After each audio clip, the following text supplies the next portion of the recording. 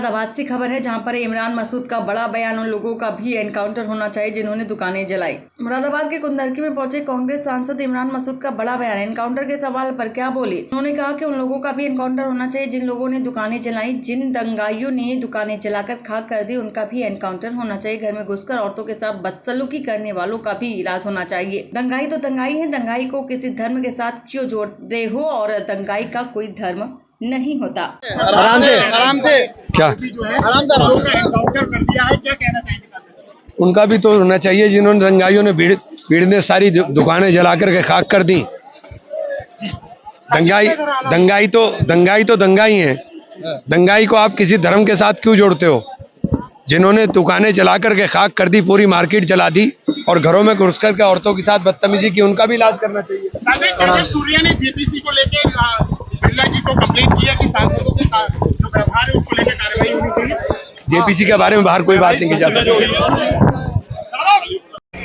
उस कानून को बना करके उन तमाम वक्त की प्रॉपर्टी को, जो हिंदुस्तान के अंदर लगभग एक चीज झूठ फैलाई जा रही है। प्रभारी जी, बड़ा कसम की चीज आपको बताता हूं, ऐसा झूठ कभी दुनिया में देखा नहीं होगा। एक साहब ने कहा कि साहब आप तो कहीं भी किसी भी प्रॉपर्टी को वक्त घोषित कर सकते हो, आपने तो तमाम तर प्रॉपर्टी वक्त घोषित कर दी है। तो मैंने कहा बताओ, मैं पार्लियामेंट के अंदर बैठा हूं, क्या वक्त घोषित हो जाएगा? क्या यह मुमकिन है कि वक्त घोषित हो जाएगा?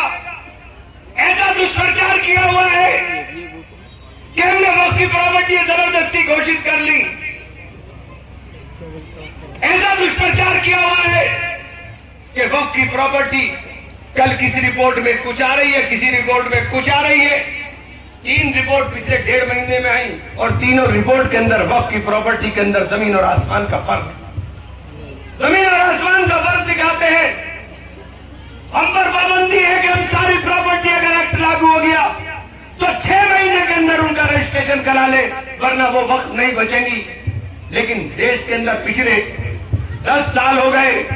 2013 के अंदर वक्त एक्ट आया था और उस वक्त एक्ट के अंदर यह कहा गया था कि 1 साल में इस काम को पूरा करना चाहिए, लेकिन 10 साल के अंदर मात्र 42% काम पूरा कर पाए साहब।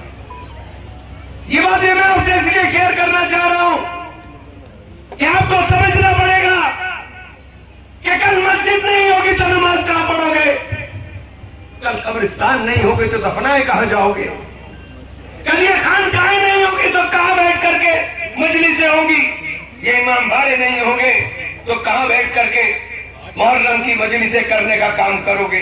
इसलिए कहना चाहता हूं, आओ मिलकर के एक साथ जो हमारे देश के अंदर परंपरा रही और जो देश के अंदर मोहब्बत के वाहक रहे, और वो वाहक है केवल और केवल महात्मा गांधी की विचारधारा, वो वाहक है कांग्रेस और कांग्रेस के नेता राहुल गांधी। मजबूती के साथ राहुल गांधी का हाथ थाम लो सर। क्या बहादुर आदमी, पूरे देश को पैदल नाम दिया। मीडिया उल्टा सीधा लिखती है, अरबों रुपया राहुल गांधी की छवि खराब करने के ऊपर लगा दिया। क्यों लगा दिया? क्योंकि डर लगता है राहुल गांधी से। डर राहुल गांधी से ही लगता है और किसी से नहीं लगता।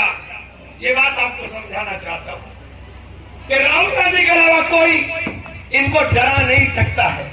इनको रात को सपने में भी राहुल गांधी आते हैं।